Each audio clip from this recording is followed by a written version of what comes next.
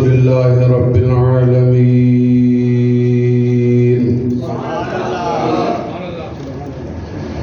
والصلاة والسلام على سيد الأنبياء والمرسلين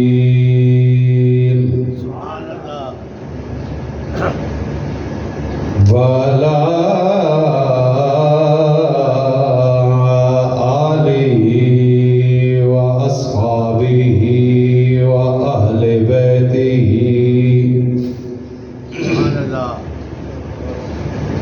وأولياء أمتي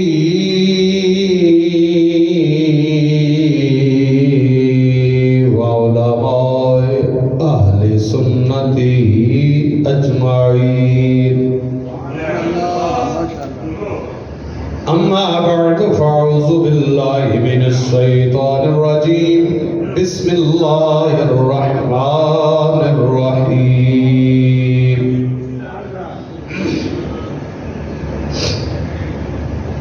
لقد جاءكم رسول من أنفسكم عزيز عليه ما عنتم حريص عليكم بالمؤمنين رؤوف رحيم.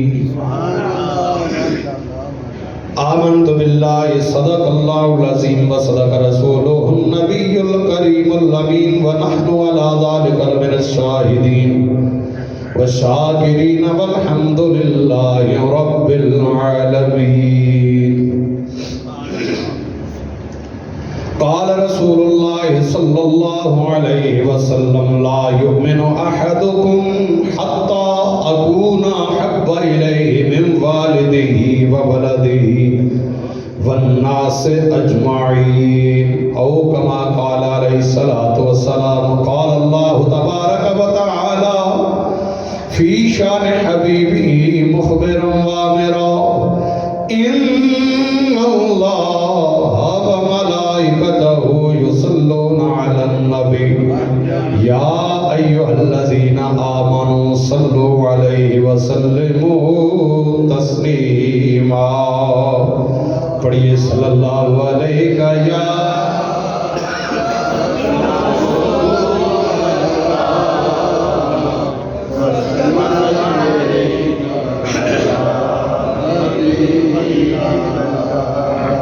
صلی اللہ علیہ یا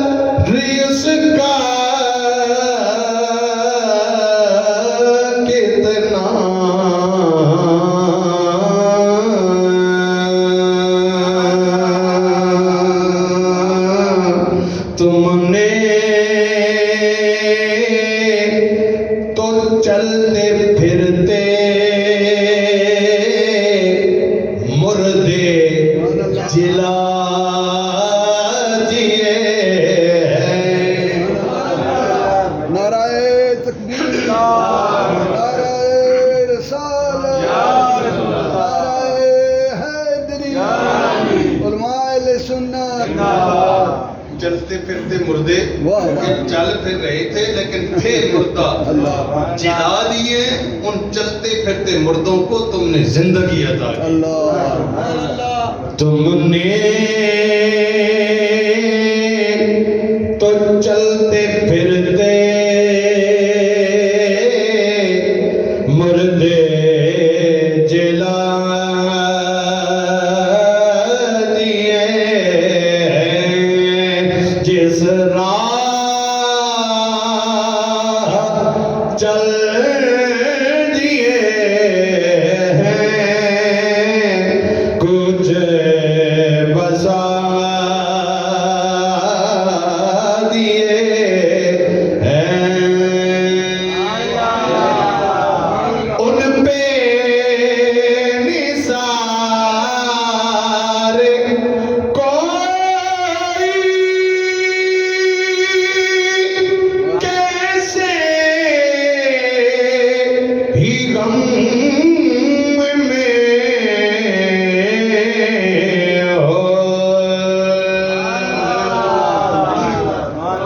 اعلیٰ حضرت کے کلام کو نظر سمجھنا مشکل ہے. ان پہ نثار یہ الگ جملہ ہے. ان پہ نثار جرگاؤں میں تیرے قربان. ان پہ نثار میں انہوں نے قربان. کوئی کیسے ہی غم میں ہو. اصل جملہ یہ ہے. پہلا لفظ ہے ان پہ قربان. کوئی کیسے ہی غم میں ہو. اب کیسے ہی کوئی غم میں ہو تو ہوتا کیا ہے؟ جب یاد آ گئے ہو سب غم بھلا دیے ہیں. جب یاد آ گئے ہو سب غم بھلا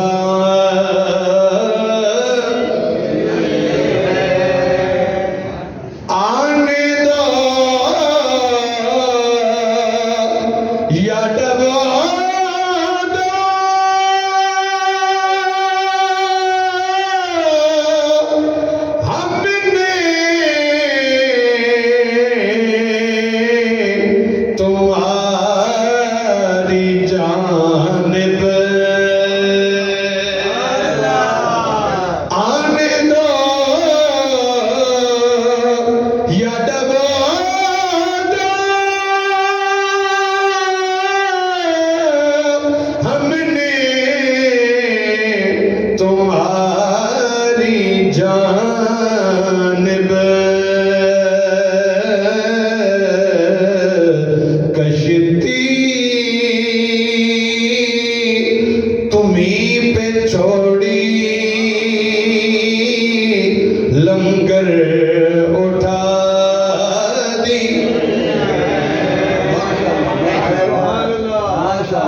اس کے پیچھے بھی ایک پورا واقعہ ہے.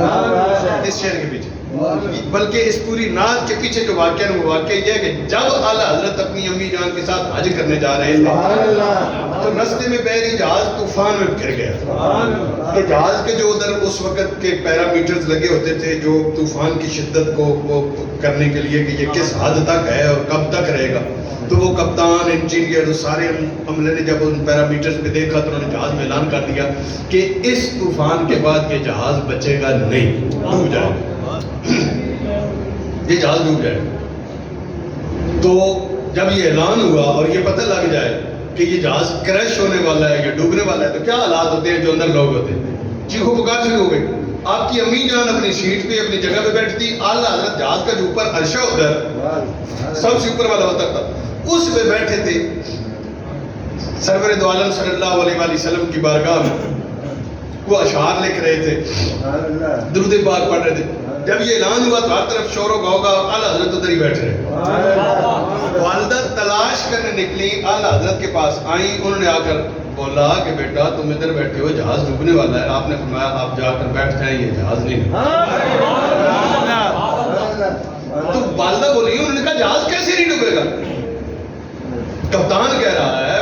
جملہ کہہ رہا ہے، یہ واقعہ تفصیلاً میں آپ کو کبھی کسی تقریر میں سناؤں گا۔ تو تم کیسے کہتے ہو؟ انہوں نے کہا میں نے ستے اور زندگی نہیں گزاری، میں نے سرور دو عالم صلی اللہ علیہ وسلم کا فرمان پڑھا، حدیث پڑھی ہوئی ہے۔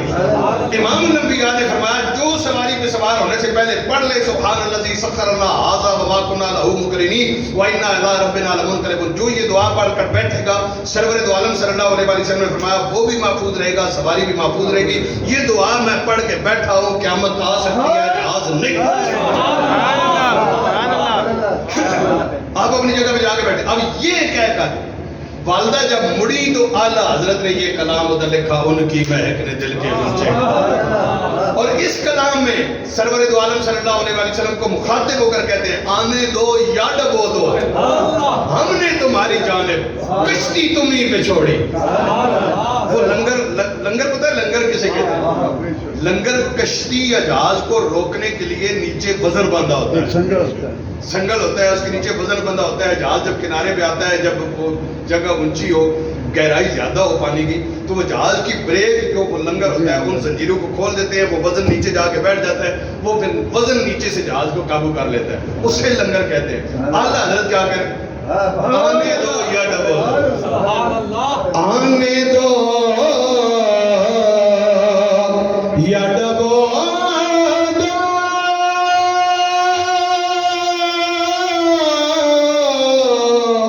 ہم نے تمہاری جانب کشتی تمہیں پہ چھوڑی، لنگر اٹھا اللہ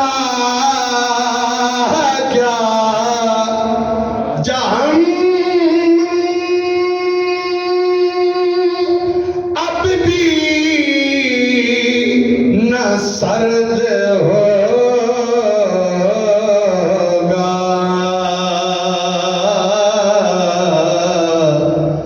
رو رو کہ مصطفیٰ نے دریا دیے،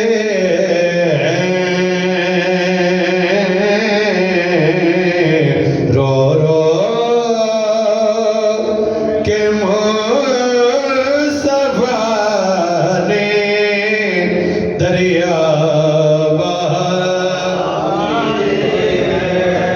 اور یہ جو آخری شعر ہے یہ اعلیٰ حضرت کا نہیں ہے، یہ انہوں نے نہیں لکھا، یہ اس وقت کے جو شعراء تھے، مجھے اب نام نہیں بھول رہا، میر درد ہے یا میر تقی میر ہے، ان میں سے کسی نے جب اعلیٰ حضرت کے کلام کو پڑھا نہ پڑھنے کے بعد انہوں نے جو لکھا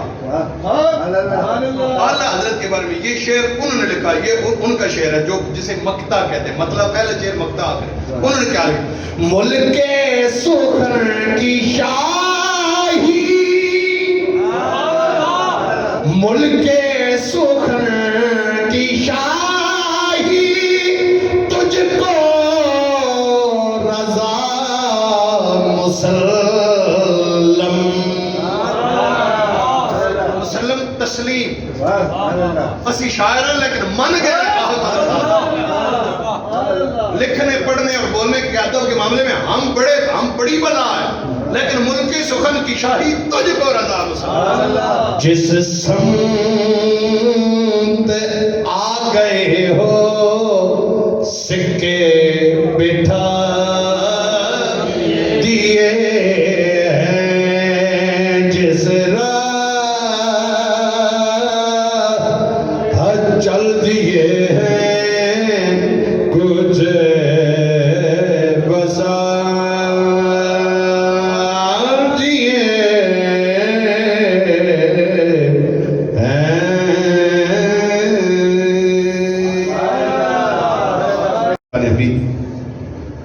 نظران عقیدت بارگاہ سرور دو عالم صلی اللہ علیہ وآلہ وسلم پیش کرنے کے بعد انتہائی قابل احترام بزرگوں، نوجوان ساتھیوں، عزیز بچوں، یہ موضوع سمیٹنے والا نہیں لیکن سمیٹوں گا کہ ہم نے اگلے جمعۃ المبارک میں ایک اور ضروری اور اہم موضوع ہے، اس کے بارے میں انشاءاللہ گفتگو ہوگی. لَقَدْ جَاءَكُمْ رَسُولٌ مِّنْ أَنفُسِكُمْ مِّنْ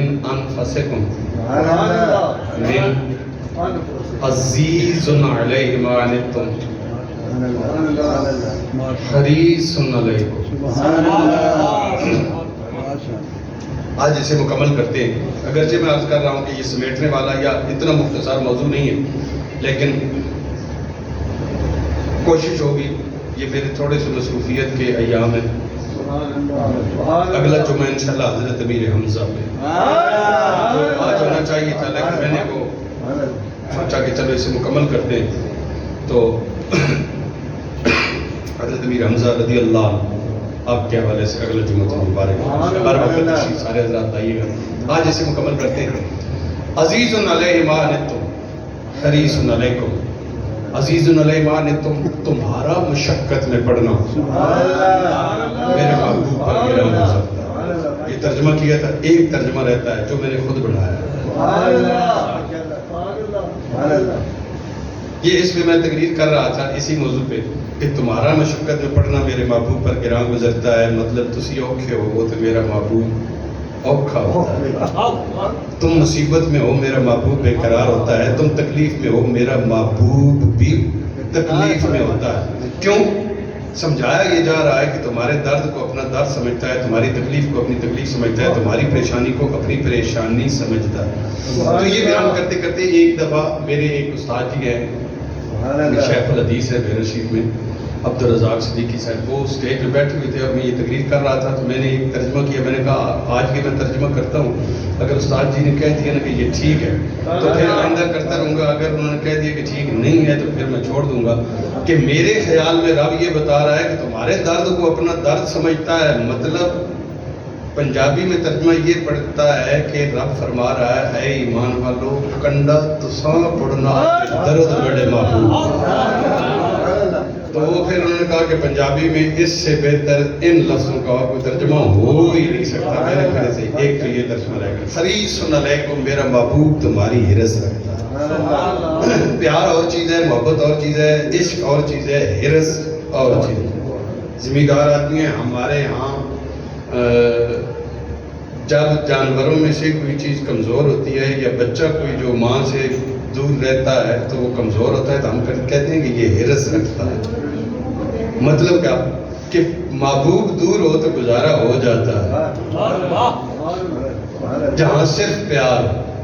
لیکن حرص پیار کا وہ لیول ہے کہ جب محبوب نہ ہو تو نہ کھانے کو دل کرتا ہے نہ پینے کو دل کرتا ہے.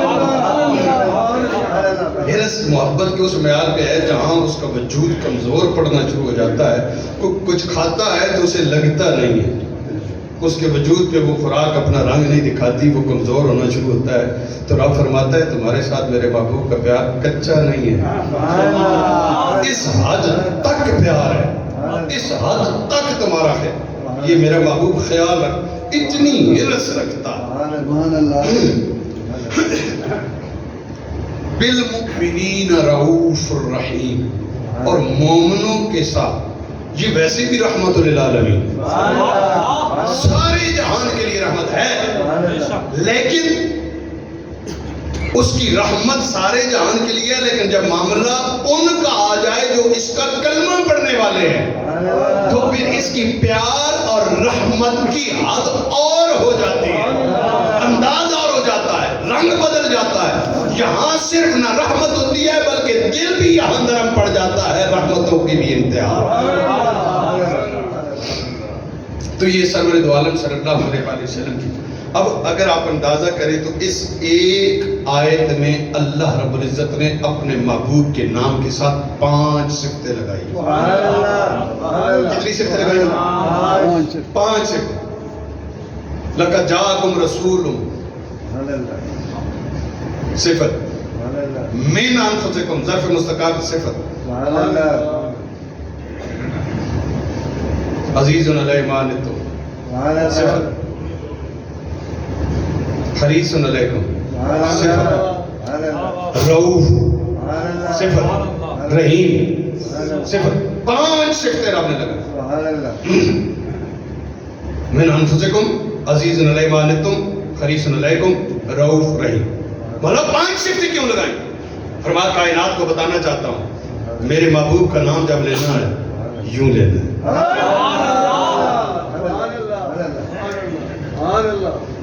صرف پاک پیغمبر نے فرمایا نہیں، غلط ہے. وہ جب محبوب کا نام آئے میں یوں کہتا ہوں یا ایھا المزمل، یا ایھا المدثر. میں نام نہیں لیتا، صفتوں سے مخاطب کرنا میں رب کی سنت ہے.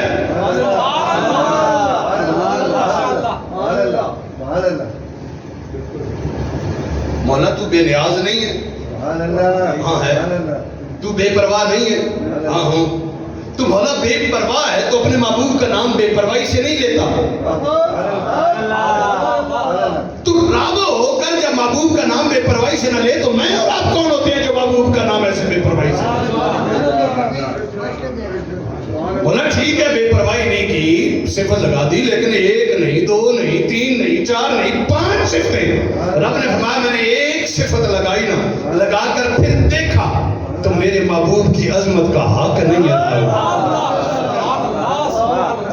وہ 1 صفت میرے محبوب کے مقام کا بار نہیں اٹھا سکی، کما حقو بیان نہیں ہو سکا، تو میں نے دوسری صفت لگائی.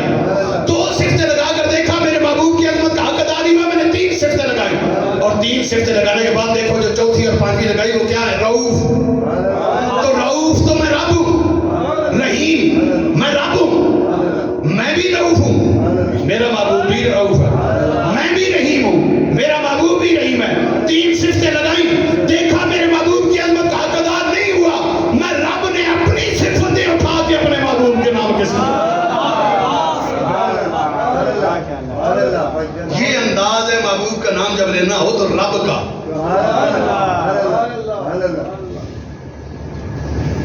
اب ایک نیا مذہب ہے، وہ اشرف بھائی آپ وہ کہتے ہیں صرف قرآن، صرف قرآن، جو دین ملے صرف قرآن سے ملے. عرض کرنا چاہتا ہوں ٹھیک ہے جو مسلمان ہے کلمہ پڑھتا ہے، کلمہ پڑھنے والا ہے اور کہتا ہے میں مسلمان ہوں، قرآن کو مانے بغیر اس کو گزارا نہیں. قرآن نے کہا نماز پڑھو، حدیث کا وہ انکار کرتا ہے، کہتا ہے نہیں سارا دین صرف قرآن سے لینا ہے. تو صرف قرآن سے نماز کا طریقہ نکال کے دکھاؤ. نماز جو تم پڑھتے ہو کہاں سے تم نے نماز سیکھی ہے؟ قیام تم کرتے ہو کہاں قرآن میں لکھا ہے کہ اس طرح قیام کرنا ہے؟ ہاتھ تم باندھتے ہو کہاں قرآن میں لکھا ہے کہ تم نے یہ ہاتھ باندھنے؟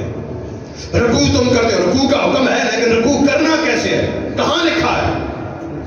اور قیام میں پڑھنا کیا ہے؟ ثنا پڑھنی ہے، فاتحہ پڑھنی ہے، فاقرؤ ما تیسر من القرآن، جو قرآن میں سے ملنا ہے وہ پڑھنا ہے. یہ انداز تمہیں نماز کا کہاں سے ملا ہے؟ روزہ رکھنا ہے، کھولنا ہے، روزے کی ضروریات کہاں ہیں؟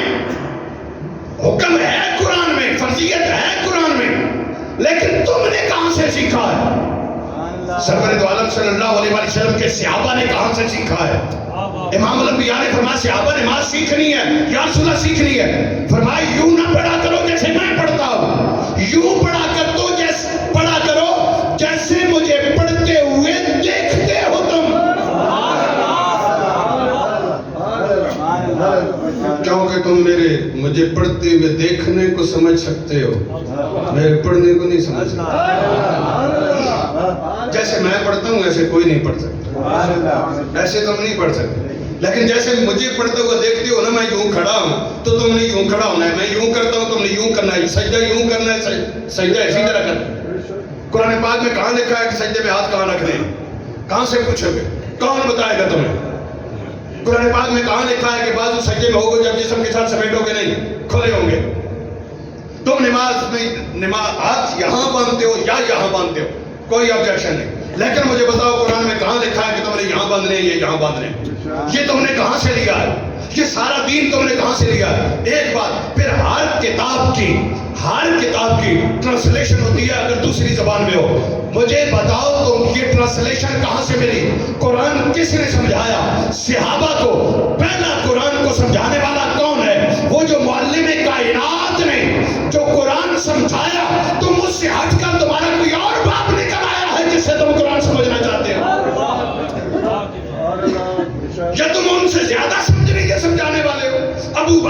سے عثمان والی سے عبداللہ ابن مسعود. حضرت عبداللہ، میں ڈی ٹریک ہو رہا ہوں لیکن یہ مسئلہ آ گیا ہے اس لیے ضروری ہے. حضرت عبداللہ ابن مسعود، سبحان اللہ، یا اللہ ہے. حضرت عبداللہ ابن مسعود، سرور دو عالم صلی اللہ علیہ وسلم نے فرمایا جس نے قرآن کو یوں سمجھنا ہے جیسے رب نے نازل فرمایا، اگر یوں سمجھنا ہے اور یوں تفسیر چاہتا ہے تو عبداللہ ابن مسعود سے سیکھا. صحابہ نے عرض کی عبداللہ تو بھی یہاں پڑھتا ہے، ہم بھی یہاں پڑھتے ہیں، تو بھی یہاں بیٹھتا ہے، ہم بھی یہاں بیٹھتے ہیں، جو تو سنتا ہے ہم بھی وہ سنتے ہیں، جو تو پڑھتا ہے ہم بھی وہ پڑھتے ہیں. استاد تمہارے بھی وہی، ہمارے بھی وہی، کتاب بھی وہی، تمہاری ہماری بھی وہی. یہ وکھرا علم کہاں سے تم نے سیکھ لیا؟ تمہارے پاس یہ الگ سے کوئی الگ ٹائم پہ آ کے پڑھ جاتا ہے، نہیں تمہارے ساتھ کہا تو یہ پھر الگ والا سبق کہاں سے ملا ہے؟ حضرت عبداللہ ابن مسعود نے فرمایا ایک دن ایسے ہوا نا، اس کونے میں حضرت عمر تھے، اس کونے میں مسجد کے میں تھا، وہ بھی بیٹھے پڑھ رہے تھے، میں بھی بیٹھا پڑھ رہا تھا. سرور دو عالم آ گئے، وہ بھی چل پڑے، میں بھی چل پڑا. حضرت عمر فاروق رضی اللہ تعالیٰ عنہ کا قد لمبا تھا، ان کا قدم تھوڑا بڑا تھا، وہ تھوڑا سا لمحہ بھر مجھ سے پہلے پہنچ گئے، میں لمحہ بھر بعد میں پہنچا. پہلے لمبے قد نے فائدہ دیا، اب یہاں پہ نقصان دیا. انہوں اتوں اوکڑ کے آنا سی، میرا قد چھوٹا، میں تھلوں سرکار دے نالین جا ان کے جھکنے سے پہلے میں نے نالین دونوں اٹھا لیے اور اٹھا کر میرے چولے کے اندرے پاسے ایک جیب ادھر تھی، ایک جیب ادھر تھی، ایک نالین ادھر ڈال لیا، ایک نالین ادھر ڈال لیا. جو میرے پاس ہے یہ وہ دونوں نالین دے گئے.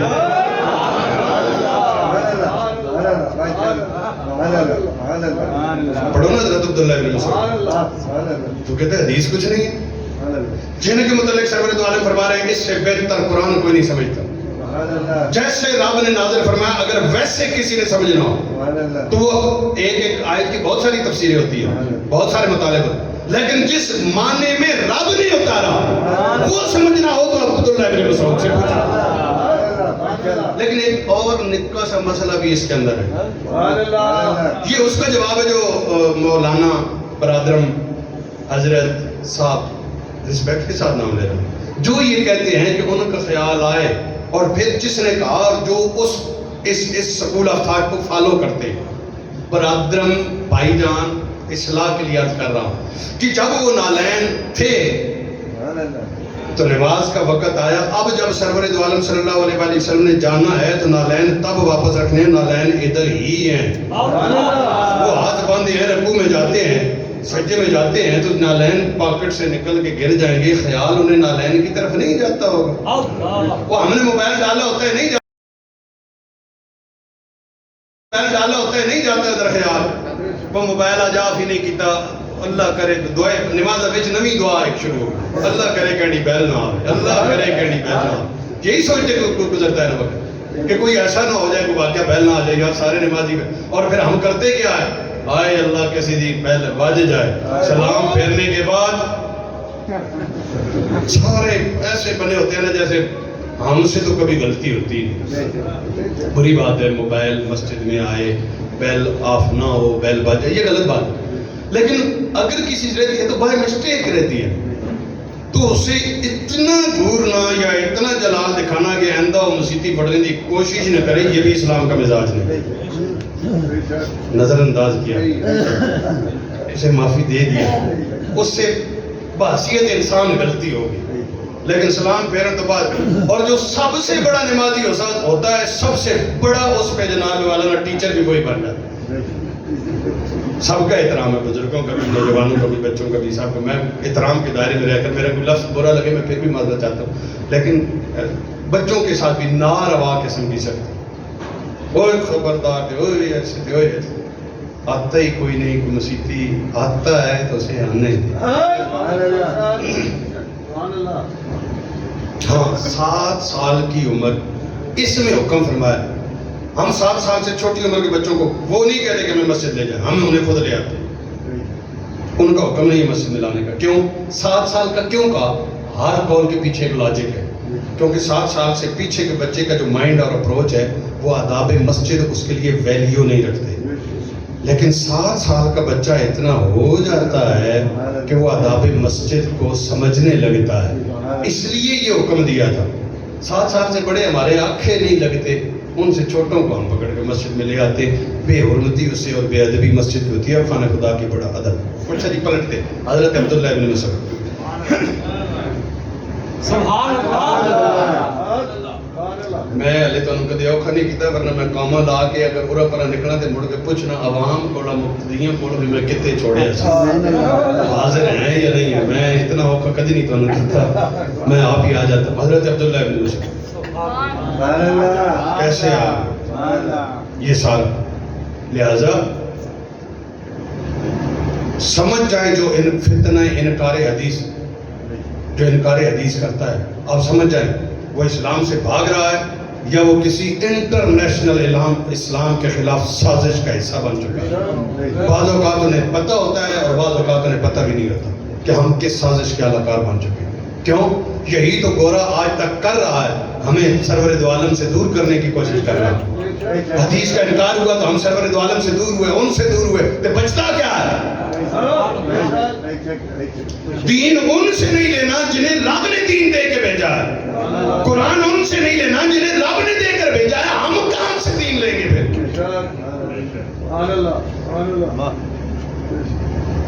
حریص علیکم،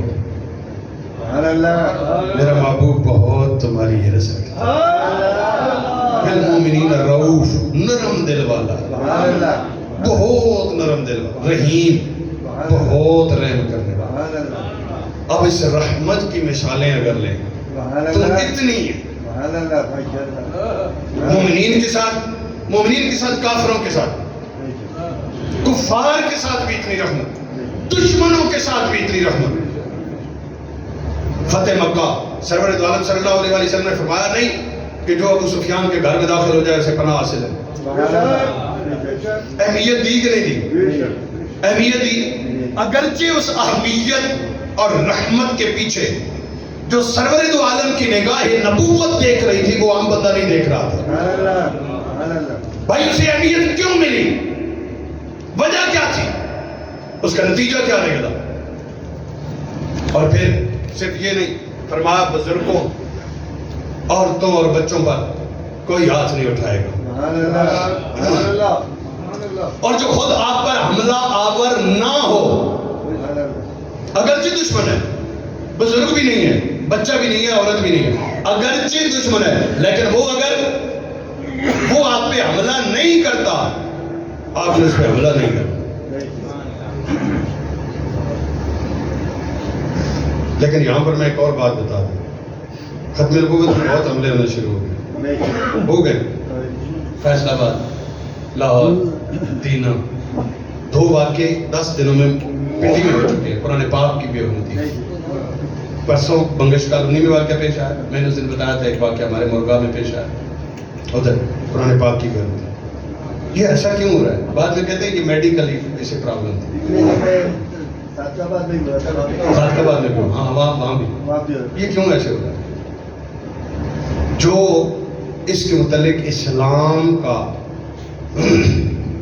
دیا ہوا سبق ہے ہم اس سے پیچھے ہٹ رہے ہیں. جو اسلام کا طریقہ کار ہے ہم اس سے پیچھے ہٹ رہے ہیں.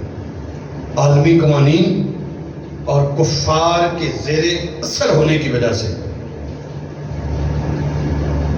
ایران کھڑا ہو گیا. کیا کر لیا آج تک؟ مغرب کچھ کر سکتا ہوں، امریکہ کچھ کر سکتا، کھڑا ہی ہونا. ان کے پاس تو تھا بھی کچھ نہیں، ہمارے پاس تو سب کچھ ہے. ہمارے پاس تو سب کچھ ہے. کھڑا ہو گیا. کیا ہوا؟ کابل کیا تھا ان کے پاس؟ کھڑے ہو گئے.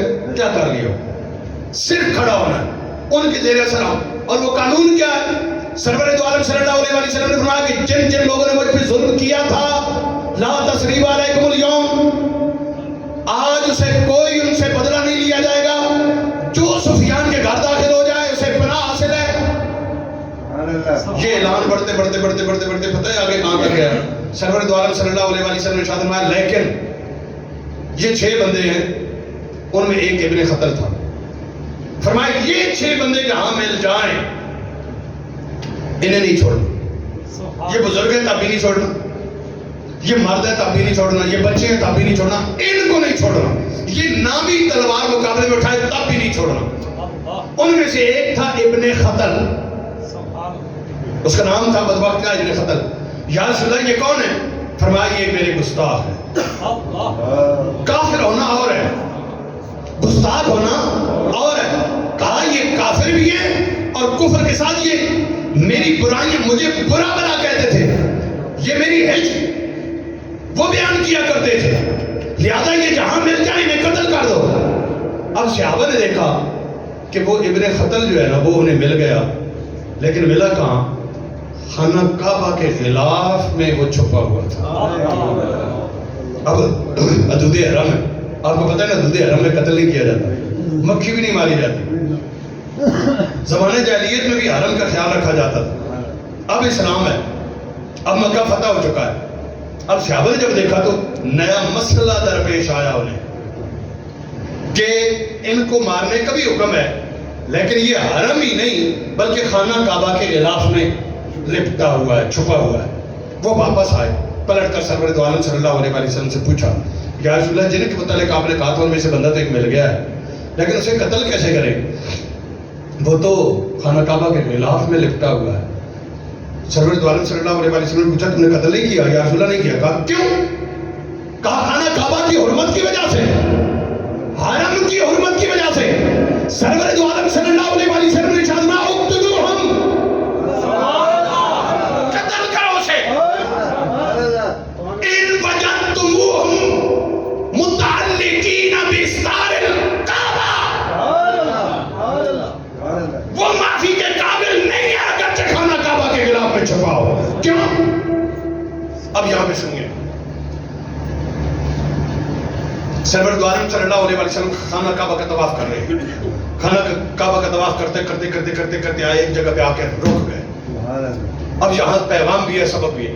رک کر خانہ کعبہ سے مخاطب ہوئے، فرمایا اے کعبہ،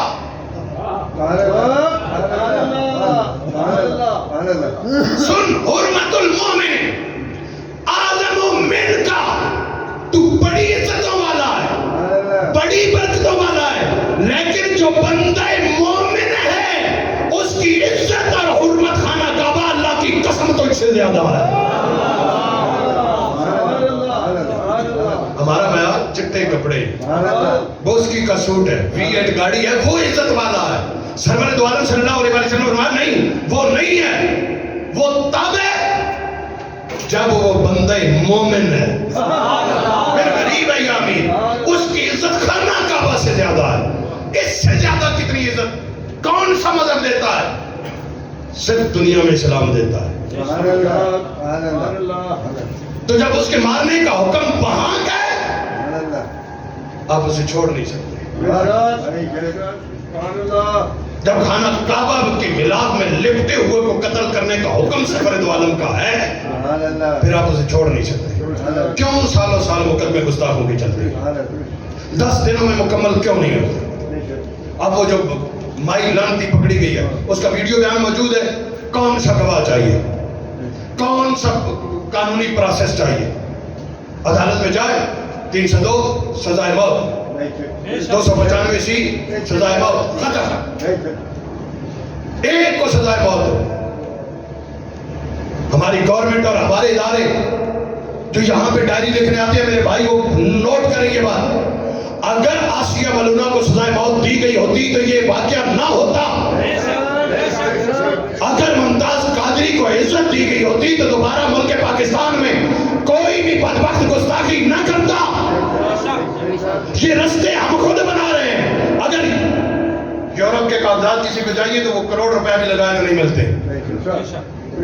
یہ آسان طریقہ ہے، گستاخی کرو، یورپ جاؤ، فرانس کے صدر سے ملو، جو ہمارے عام وزیروں کو بھی نہیں ملتا، اس کو اتنا پروٹوکول ملتا ہے، جو یہاں بکواس کر کے جائے اس چوڑی کو اتنا پروٹوکول ملا، کیوں ملا؟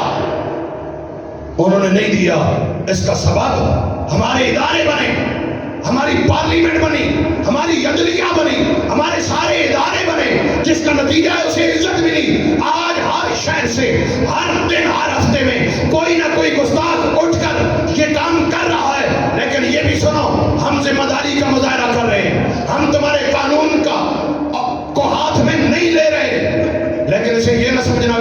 मौकफ से पीछे हटे हैं। जब तुम टेबल पे आते हो तुम कहते हो आप कानून हाथ में लेते हैं, हम सजा देंगे। हमने कदम रोका नहीं है, इंतजार कर रहे हैं। तुम करो ना करोगे।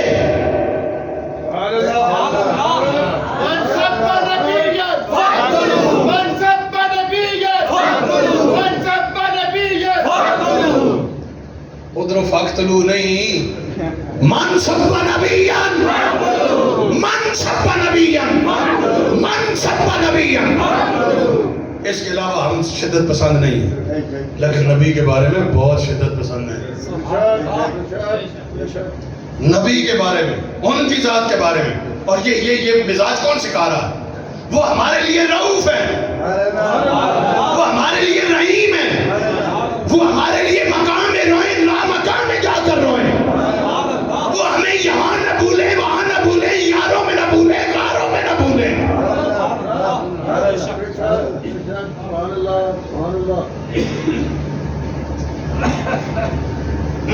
नहीं, ऐसा नहीं चलेगा।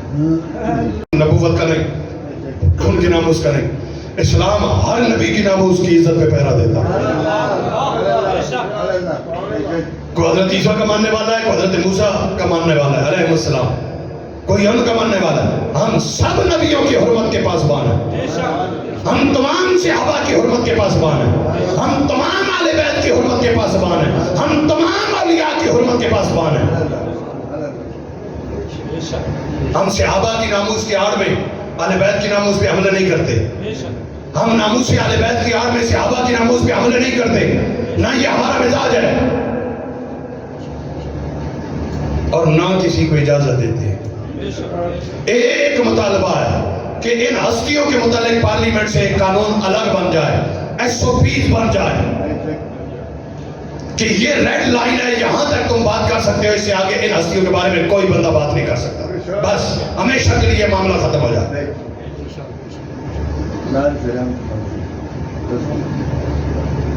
ये नोट करें, ये इदारों तक पहुंचाएं, ऊपर हमारा पैगाम है। आप जो मैंने बातें की इसके साथ इत्तेफाक करते हैं? अल्लाह, ये भी 25 बंदे इत्तेफाक करते हैं या सारे करते हैं? अच्छा, सारे करते हैं। अब ये नोट कर लीजिए, ये करारदाद है हमारी, ये करारदाद है हमारी, ये अवाम की करारदाद है।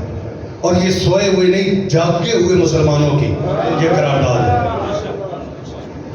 कि उनके लिए दिन मुकर्रर किए जाएंगे, 30 डेज, 15 डेज, 20 डेज, 25 डेज। बस उसमें केस खत्म, सजा जो होनी है सजा खत्म कर। बस 2 बंदे टंगो, मैं देखता हूँ किसको जनाबे वाला वो होती है, लेकिन इधर केस जैसे ही होता है, इंटरनेशनल दबाव है, फिर हमने उन मुल्कों के साथ चलना होता है। नहीं नहीं नहीं नहीं नहीं नहीं नहीं, ये मिजाज नहीं है इस्लाम का। इस्लाम का मिजाज है 8 तलवारें हों फिर भी लड़ पड़ना।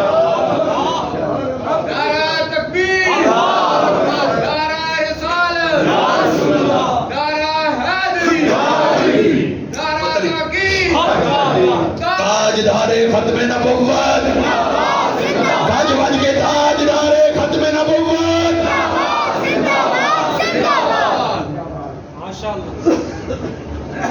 पता नहीं आप कहां से कहां मुझे ले गए या मैं कहां से कहां आपको ले गया। ये हरतकुल गाजी क्या था? खाना बदोश था, घर कोई नहीं था, वो 5 मरले भी नहीं थे ना, अपने जमीन भी अपनी नहीं थी, झुग्गियों में रहने वाला था, तो काई कबीले वाला। सल्तनत उस्मानिया बनाई, बुनियाद रखी, बनाई ना। वो सल्तनत उस्मानिया कितने अरसे तक रही? 600 साल से भी ऊपर। पूरी दुनिया में सबसे बड़ी इस्लामी हुकूमत, पावरफुल इस्लामी हुकूमत बनाने वाला कौन है? जो झुग्गियों में रहने वाला है। इतनी इज्जत कैसे मिले? हजरत अल्लामा इकबाल फरमाते हैं, कोई काबिल हो तो हम शान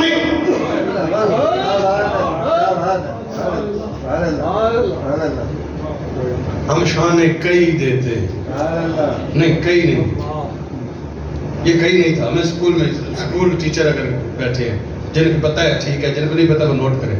हमारे निसाब में था, हमने पढ़ा था, कोई काबिल हो तो हम शान काई देते हैं। वो ये काई था, علامہ اقبال اسکائی کے بارے میں بتا رہے ہیں، کوئی قابل ہو تو ہم شان کائی دیتے ہیں، ڈھونڈنے والوں کو دنیا بھی نہیں دیتے۔ کیا شان دی؟ لیکن وہ قابل تھے نا۔ شان یہ دی کہ جھگیوں سے اٹھا کر دنیا کی وہ سلطنت قائم کی جو 600 سال تک قائم رہی،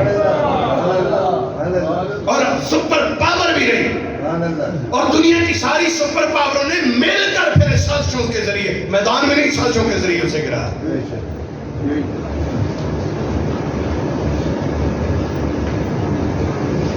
اس لیے اور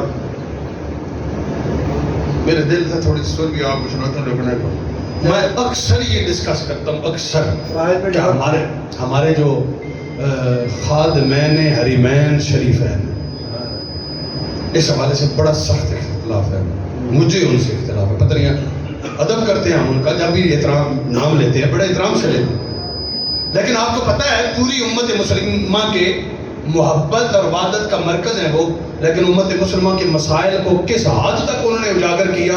کیا وہ جو حق بنتا تھا امت مسلمہ کی لیڈرشپ کا انہوں نے ادا کیا؟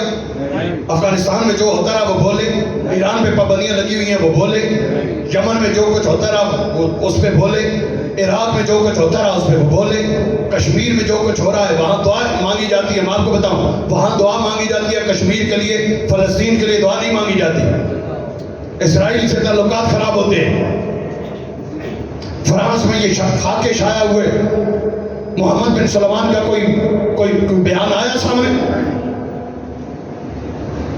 خاموش ہو کے دبک کے بیٹھ گئے۔ پوری دنیا کی انرجی وہ ساری عرب سے جاتی ہے، روک لو، تمہارے قدموں میں نہ آگے بڑھے تو جو کہنا، لیکن اپنے اپنے مفادات ہیں، اپنی اپنی ضروریات ہیں، ہمیں ان سے نکلنا ہوگا۔ امت مسلمان کو اس نام محمد پہ اکٹھا ہونا ہوگا، نام محمد کی ناموز کے لیے اکٹھا ہونا ہوگا۔ یہ ان کی NOC، یہ ان کی اسلامی سربراہی کانفرنس، نہ ایک اسلامی سربراہی کانفرنس ہو جس میں وہ پورے عالم کفر کو ایک پیغام دے، تم ہمارے ساتھ تجارت کرو، ہم کریں گے، تمہارے ایمان پہ کریں گے، تمہاری ضروریات اور تمہارے موقف کے مطابق، تمہاری ترجیحات کے مطابق کریں گے، لیکن ہماری ایک شرط ہے، خبردار کوئی رسول اللہ کے نام پہ کسی ملک میں کوئی کتا بھونکے، بس۔ ہم 65 سے 292 93 پر گئے، یہ قوم نہیں بولی ہے، لیکن ان معاملات پہ چپ نہیں رہیں گے۔ کیوں؟ رب فرماتا ہے خریص علیکم، وہ تمہاری حرس رکھتا ہے، اور کون سو جائے، رب فرماتا ہے وہ رؤوف ہے، وہ رحیم ہے تمہارے لیے، وہ تمہارے درد کو اپنا درد سمجھتا ہے، اور ہمیں پتہ ہی نہ ہو، ہم اپنے ریڑھی لگا کر اپنی دکانیں کھول کے بیٹھے رہیں، نہیں ایسے نہیں، ان کے ساتھ محبت نبھائی جائے گی۔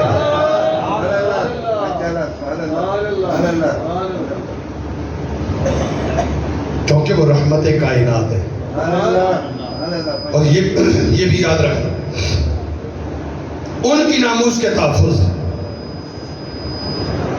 ہمیں موقع مل جائے تو یہ ہمارا نصیب ہے، ورنہ رب چاہے کائنات ساری، میں آپ کو بتا دوں محدث ابن جوزی رحمۃ اللہ تعالی نے لکھا ہے کہ سرور دو عالم صلی اللہ علیہ وسلم نے ارشاد فرمایا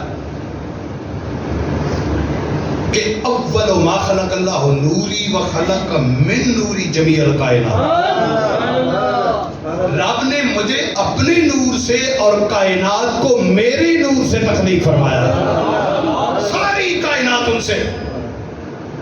کیوں؟ پھر دوسرا سن ہے کل شیء یرجع الی اصلی، ہر شے اپنی اصل کی طرف لوٹ کر جاتی ہے، اس لیے سرور دو عالم صلی اللہ علیہ وسلم کے پاس کافر آیا،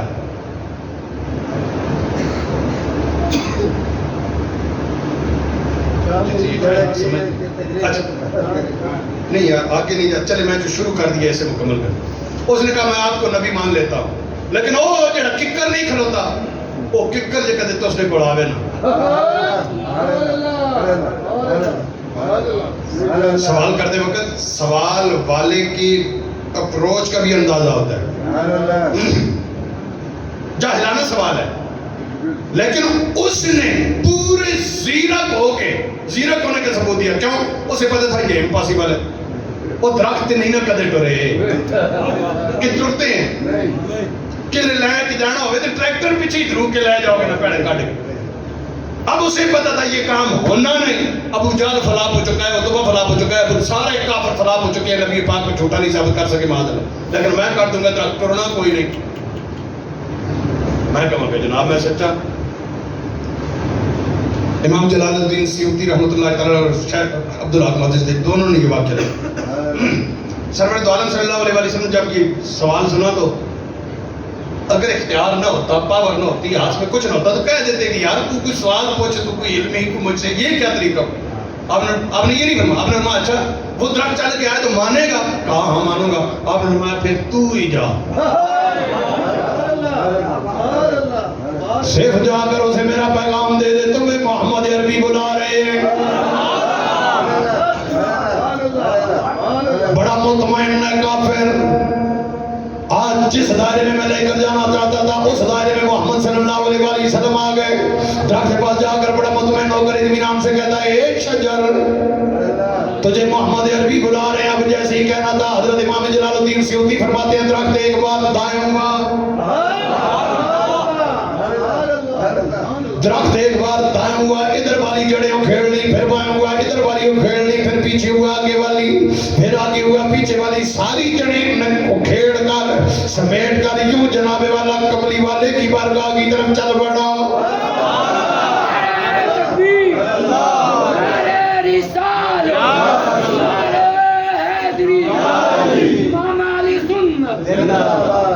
اے شجر آنکھیں تیری نہیں، کان تیرے نہیں، زبان تیری نہیں، عقل تیری نہیں، کیوں چل بڑا ہے؟ اور نے کہا کہ میں نہ جاما وہ نبیوں میں رحمتی لقب پانے والے. تقریر ختم ہو گئی. اپنی مرضی نال جیڑا میرے نال رل کے پڑھ لوے بسم اللہ آ جائے وہ نبیوں میں رحمتی لقب پانے والے، مرادیں غریبوں کی پر لانے والے، مرادیں غریبوں کی ماشاءاللہ مرادیں غریبوں کی آنی چاہیے آواز. مرادیں غریبوں کی پر لانے والے، مصیبت میں غیروں کے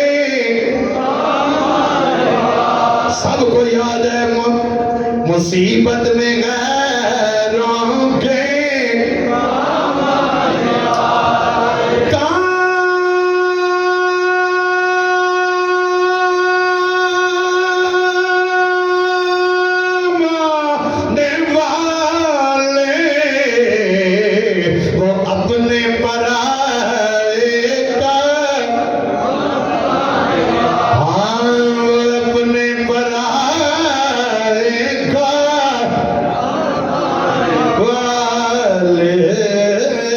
مصیبت میں غیروں کے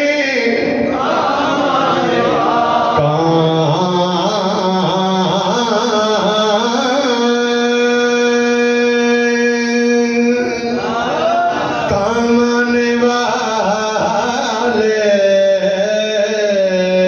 کام آنے والے، کام آنے والے، کام آنے والے، وہ اپنے